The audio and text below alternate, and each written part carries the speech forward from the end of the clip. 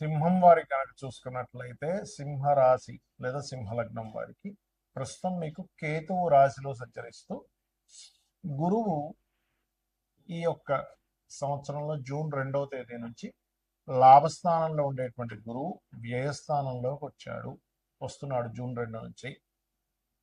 So ఎప్పుడైతే June 2 నుంచి ఇతను వ్యయస్థానంలోకి వస్తున్నాడు, వ్యయభావం ఏమిటంటే అయ్యో 12వ స్థానంలో గురువు అనుకుంటూ ఉంటారు. ఇంకా దానికి కూడా మంచి ఉంటుంది, ఇబ్బంది ఉంటుంది, చెప్తాను నేను మీకు.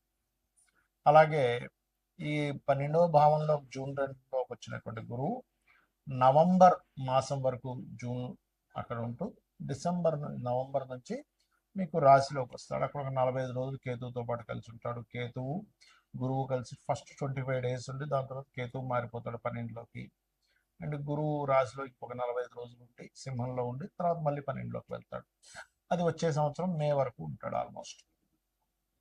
మరి దీని వలన కలిగేటువంటి ఫలితాలు ఏమిటి, ఏ దేవతారాధన చేయాలి, ఎటువంటి విషయాల పట్ల మీరు జాగ్రత్త వహించాలి అనేటువంటి అంశాలు చెప్తుంది నేనైనప్పటికీ చెప్పిస్తుంది సాక్షాత్ లలిత అమ్మవారిగా భావిస్తూ ఆ లలితాంబిక అమ్మవారి యొక్క అనుగ్రహం మీకు పరిపూర్ణంగా కలగాలని మనస్ఫూర్తిగా కోరుకుంటూ, ఇక్కడ ఎప్పుడైతే రాశిలో కేతు ఉన్నాడో ఏదో తెలియని వైరాగ్యం వస్తూ ఉంటుంది.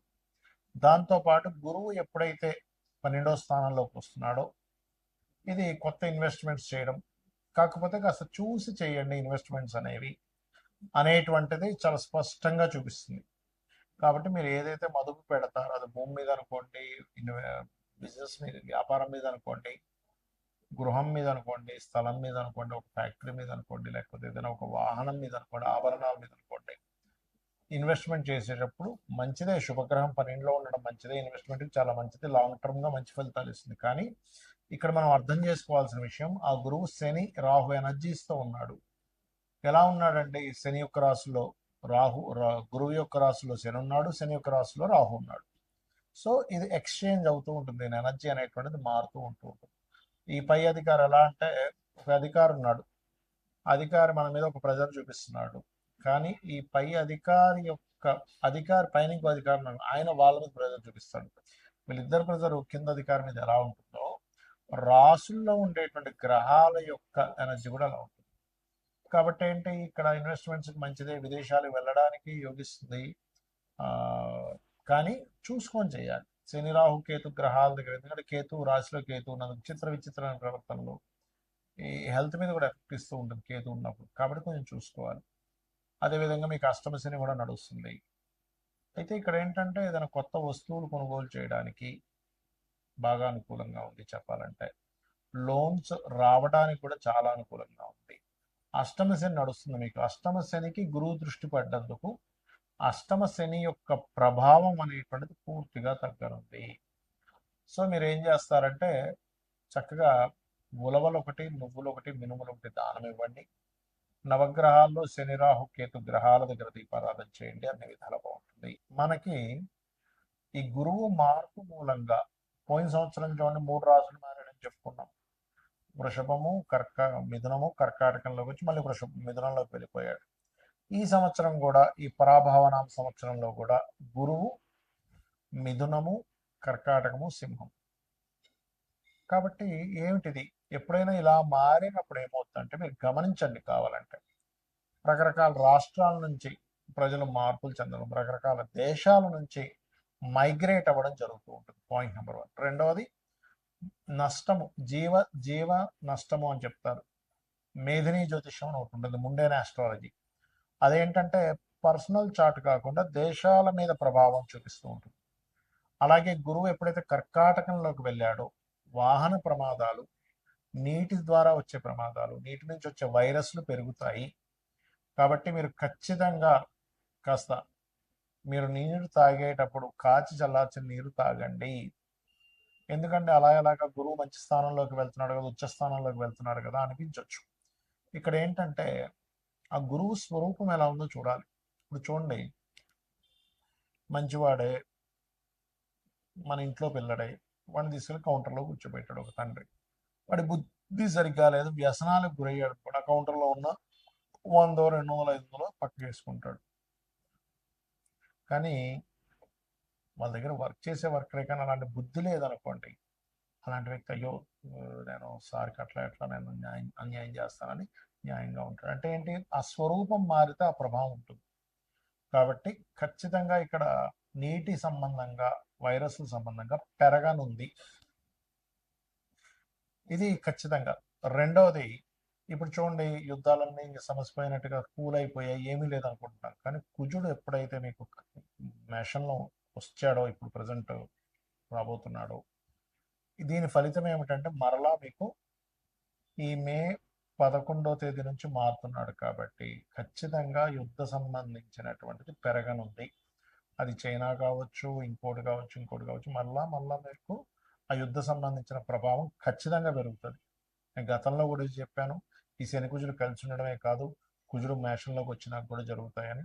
అది అలా ఉంది. అదేవిధంగా కాస్త ఎండలు, విపరీతమైన ఎండలు పెరగడం, విపరీతమైన వర్షాలు పడడం, ఇటువంటివన్నీ కూడా ఇస్తారు. అందుకే చూడండి, మనకి మొన్న ఈ మధ్య కూడా చాలా మంది మోడీ గారు ఏంటి బంగారం కొనొద్దన్నారు, విదేశాలకు వెళ్ళొద్దన్నారు, డీజిల్ జాగ్రత్త వాడుకోమన్నారు. ఎందుకు అంటే చూడండి, ఎప్పుడైనా కానీ యుద్ధాలు వచ్చినప్పుడు బంగారం విపరీతంగా పెరుగుతుంది, కానీ సడన్గా తగ్గిపోతుంది కూడా. దీనివల్ల ఏమవుతుంది, ఆర్థిక వ్యవస్థ పాడైపోతుంది. ఎలాగా, మనం ఉన్నాం ఇప్పుడు 1,50,000 1,40,000 ఉందనుకుందాం, కొనుక్కుంటాం, మళ్ళీ పెరుగుతుంది కదా అని ఆశతో పెరుగుతుంది, అమ్మయ్య పెరుగుతుంది పెరుగుతుంది విపరీతంగా కొనేస్తాం.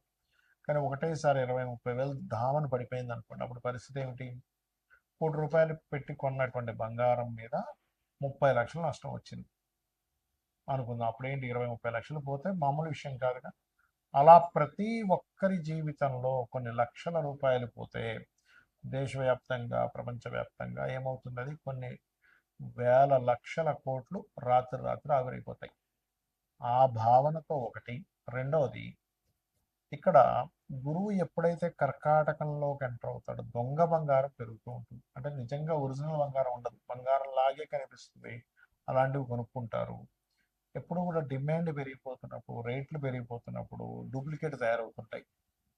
సో ఈ డూప్లికేట్ బంగారం వచ్చే ఛాన్స్ ఉంటుంది. కాబట్టి నాణ్యత సరైన దాంట్లో ఇక్కడ ఇక్కడ ఇప్పుడు ఎలా అంటే మనకి పెళ్ళిళ్ళు ఉంటాయి, బంగారం కొనుక్కోకుండా ఉండలేం, ఇంకా సంవత్సరం పాటు పెళ్ళికి పెట్టాలి, కూతురుకో కొడుక్కో మనవడికో ఇంకోటి ఏదో ఫంక్షన్ అన్న, అప్పుడు ఏం చేయాలి, ఇది ఖచ్చితంగా మంచిదే, ఈ షాప్లో మనకి ఇబ్బంది ఉండదు అనుకునే నిర్ధారణ చేసుకుని వెళ్ళండి. ఇది చాలా చాలా చాలా ఇబ్బందిని ఇవ్వాలండి. కర్కాటకంలోకి గురువు ప్రవేశం అనేటువంటిది వాహన ప్రమాదాలు, నీటి ప్రమాదాలు, నీటిలో ఉండేటువంటి నీటి ద్వారా వెళ్ళేటువంటి వాహనాల ద్వారా, లేకపోతే నీరు ద్వారా వచ్చేటువంటి ఇబ్బందులు, లేకపోతే అకాలంగా సడన్గా వచ్చే వర్షాల వల్ల కొంత రైతులకు ఇబ్బంది ఉంది. కాబట్టి వర్ష సంబంధమైన దాన్ని అర్థం చేసుకుంటూ పాటించుకుంటూ కాస్త రైతులు ఉండాలి, గుర్తుపెట్టుకోండి. అలాగే ఇక్కడ మరొక విషయం ఏంటంటే, దీని యొక్క ప్రభావం 45 రోజుల పాటు ఎక్కువగా ఉంటుంది, ఈ కుజుడి యొక్క ప్రభావం. ఎందుకంటే గురువు కర్కాటకంలోకి మారాడు, కుజుడు ఓన్ హౌస్లోకి వచ్చేసాడు. కుజుడు దృష్టి కర్కాటకంలో ఉండే గురువు మీద ఉంటుంది. కాబట్టి ఏంటి, ఈ వాహనాలు అధిక వేగం మీద వెళ్ళడం అనేది తగ్గించండి. నీటి ప్రదేశాల్లో కొన్నిసార్లు చూడండి, వర్షం పడితే విపరీతంగా వర్షం ఉంటుంది, నడుచుకుంటూ వెళ్తే టక్కన మ్యాన్ హోల్లో పడిపోతుంది, ఇలాంటివి ఉంటాయి, డేంజర్స్ ఉంటాయి. నీటి మూలంగా వచ్చే ప్రమాదాలు, నీటి మూలంగా వచ్చే వైరస్లు, నీటి మూలంగా వచ్చేటువంటి ఇబ్బందులు ఉన్నాయి. కాబట్టి ఈ విషయంలో కాస్త జాగ్రత్త ఖచ్చితంగా వహించండి, గుర్తుపెట్టుకోండి. ఇక అదేవిధంగా మీరు ఎప్పుడూ కూడా ఏ గ్రహం మారినా కూడా మీ పర్సనల్ చార్ట్, అంటే మీరు జన్మించినప్పుడు ఉండేటువంటి గ్రహాలని ఈ మారిన గ్రహం పాజిటివ్గా ట్రిగర్ చేస్తుందా, నెగటివ్గా ట్రిగర్ చేస్తుందా అనేది తెలుసుకోగలగాలి. అంటే ఎలాగా అంటే, మనం ఒక ప్లేస్ మారిపోయాం, మారిపోయేటప్పుడు మనం రకరకాలుగా ఆలోచిస్తాం. మనం వెళ్ళే ప్రదేశం ఎలాంటిది, అక్కడ పిల్లలకి స్కూల్కి దగ్గర ఉందా లేదా, సూపర్ మార్కెట్ దగ్గర ఉందా లేదా, లేకపోతే మనకి ఏదో హాస్పిటల్ దగ్గర ఉందా లేదా అని చూసుకుంటాం. ఎందుకు, మారిన దాని వల్ల మనం ఆ ప్రదేశం మారినప్పుడు మనకేమిటి అక్కడ ఇంకా బాగుంటే ఇంకా బాగుంటుంది. అలాగే ఒక గ్రహం మారేటప్పుడు, గురువు మారాడు, కుజుడు మారుతున్నాడు, రవి మారుతున్నాడు, ఇలా మారుతూ ఉంటాయి ఎప్పటికప్పుడు. మారేటప్పుడు ఏంటంటే మేజర్ ప్లానెట్ అంటే గురువు, శని, రాహుకేతువులు మేజర్ ఇన్సిడెంట్స్ మన లైఫ్ని టర్న్ చేసేటువంటి ఇన్సిడెంట్స్ ఇచ్చే గ్రహాలు. కాబట్టి వీటి ప్రభావం ఎక్కువగా ఉంటుంది. కాబట్టి మార్పు ఒకటే కాకుండా మీ పర్సనల్ చార్ట్లో ఏ మహాదశ నడుస్తుంది, ఏ అంతర్దశ నడుస్తుంది. ఇప్పుడు వైరస్లు రోగాలు వస్తాయని. మీకు ఎక్కడ రోగభావం లేదనుకోండి, మీకు పెద్ద ఎఫెక్ట్ ఉండదు. ఇప్పుడు మొన్న లాస్ట్ ఇయర్ కోవిడ్ వచ్చినప్పుడు 4 years బ్యాక్ వచ్చినప్పుడు కూడా చూడండి, కొంతమందికి చాలా ఎఫెక్ట్ అయితే కొంతమందికి పెద్ద ఎఫెక్ట్ అవ్వాలి. It's depend on your personal chart ఎలా ఉందనే దాన్ని అర్థం చేసుకుంటూ ముందుకు వెళ్ళాలి. శ్రీమాత్రే